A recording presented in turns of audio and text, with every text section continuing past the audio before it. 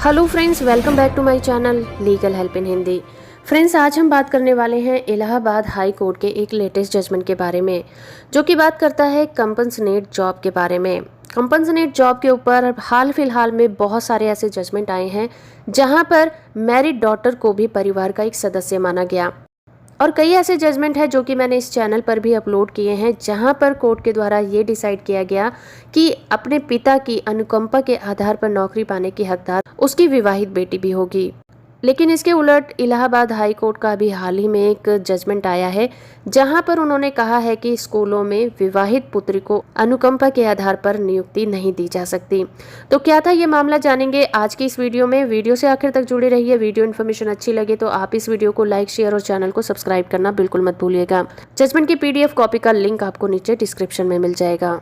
तो Allahabad high court के अनुसार अब विवाहित बेटियों को अनुकंपा के आधार पर नौकरी नहीं दी जा सकती। उन्होंने कहा कि स्कूल में विवाहित बेटियों को परिवार का सदस्य मानते हुए अनुकंपा के आधार पर नौकरी देने का अधिकार नहीं दिया जा सकता। उन्होंने कहा कि स्कूल में मैरिड डॉटर को परिवार का सदस्य मानते हुए कंपनसेट जॉब देने के लिए हकदार नहीं माना जा सकता। जिनको नहीं पता कि कंपनसेट यानी कि अनुकंपा के आधार पर नौकरी क्या होती है, उनके लिए मैं बता दूं कि अनुकंपा के आधार पर नौकरी पाना हम उसे कहते हैं जब परिवार के माता पिता किसी सरकारी जॉब में रहते हुए रिटायरमेंट से पहले ही अकाल मृत्यु हो जाती है, तो उनकी जगह पर उनके वारिसों को नौकरी दे दी जाती है। इसी को अनुकंपा के आधार पर नौकरी पाना कहते हैं। इलाहाबाद हाई कोर्ट ने इस मामले में कहा कि जो विवाहित बेटियां होती हैं वो मृतक आश्रित कोटे में नियुक्ति पाने की हकदार नहीं है।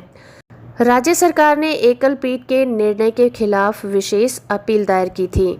इस केस में याचिकाकर्ता माधवी मिश्रा ने विवाहित पुत्री के तौर पर विमला श्रीवास्तव केस के आधार पर मृतक आश्रित कोटे में नियुक्ति की मांग की थी।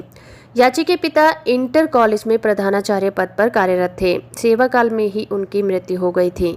सिंगल बेंच ने याचिकाकर्ता को अनुकंपा नियुक्ति पर विचार करने का निर्देश दिया। इसका विरोध करते हुए राज्य सरकार का कहना था कि मृतक आश्रित नियमावली 1995, साधारण खंड अधिनियम 1904, इंटरमीडिएट शिक्षा अधिनियम और 30 जुलाई 1992 के शासनादेश के तहत अविवाहित या विधवा पुत्री को आश्रित कोटे में नियुक्ति पाने का हकदार नहीं माना गया है। 1974 की मृतक आश्रित सेवा नियमावली सरकारी सेवकों के लिए है। यह शिक्षक संस्थानों की नियुक्ति पर लागू नहीं होता है। उन्होंने कहा कि सिंगल बेंच ने गलत तरीके से इसके आधार पर नियुक्ति का आदेश दे दिया है।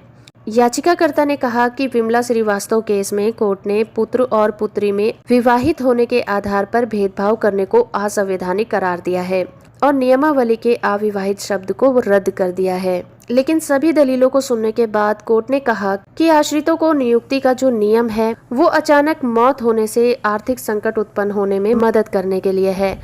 मान्यता प्राप्त एडेड कॉलेजों में आश्रित कोटे में नियुक्ति की अलग नियमावली है, तो सरकारी सेवकों की 1994 की नियमावली इसमें लागू नहीं होती है। तो इस तरह से इलाहाबाद हाई कोर्ट ने इस फैसले में ये कहा कि स्कूलों में ये नियमावली लागू नहीं होती है जहां पर विवाहित बेटियों को अनुकंपा के आधार पर नौकरी देने का प्रोविजन हो।